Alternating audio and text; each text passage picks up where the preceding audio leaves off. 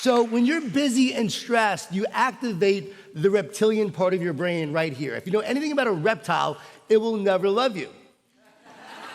It's all about survival. When we are busy and stressed, we are all about survival. We're activating the reptile. Thankfully, we have this part of the brain right here.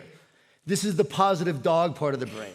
This is the part we activate when we practice gratitude, when we meditate, when we pray. Unconditional love. That's why I call it the positive dog, the love and unconditional nature of dogs. And the research shows we have a quarter second to override the reptile with the positive dog. But if you've ever said something you wish you didn't say, your reptile ate your positive dog. Have you been there? Yes. Oh yeah, I've been there.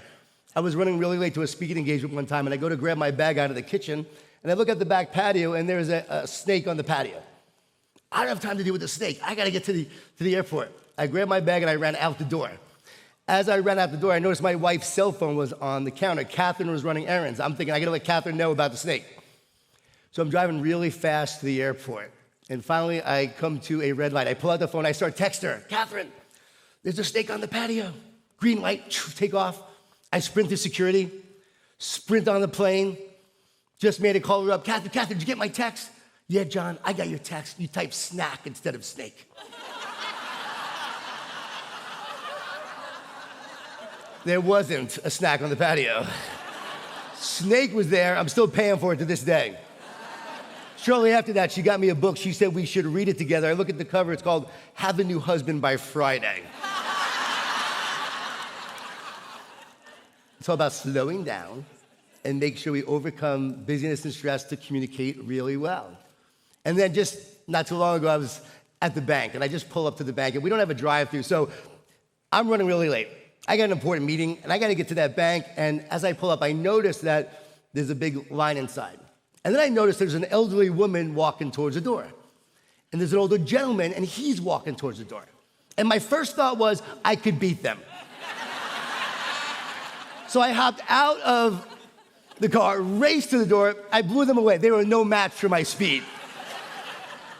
And when I got there, what'd I do? No, I'm from New York, I tripped them. No, I'm just kidding. I'm just kidding. Of course, yeah, I was like, what are you doing?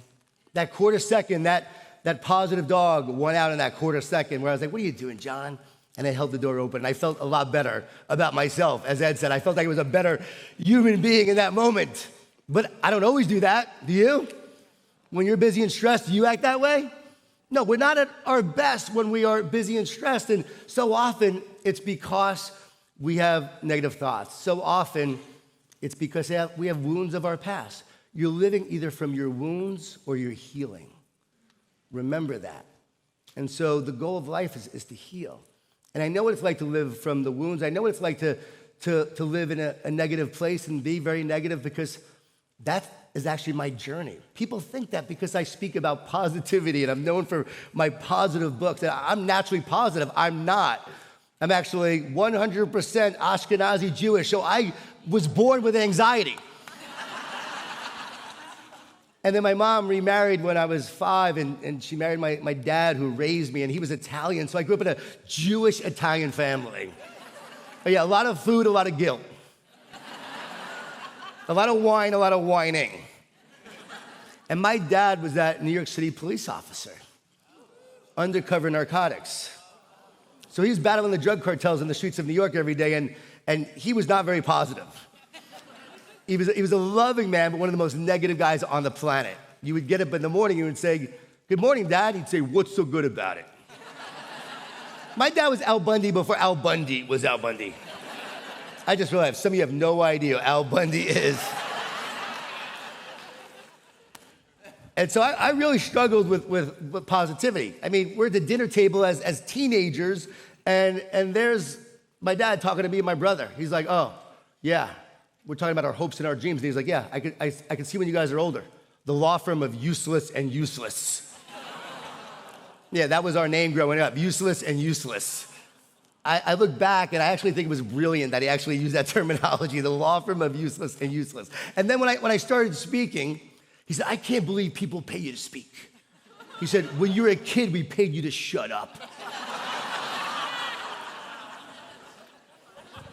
Grandmother, terrified of flying. Every time we get on a plane, she would say, you know, Jonathan, you know when they say your time is up, but I don't want to be in a plane when someone else's time is up.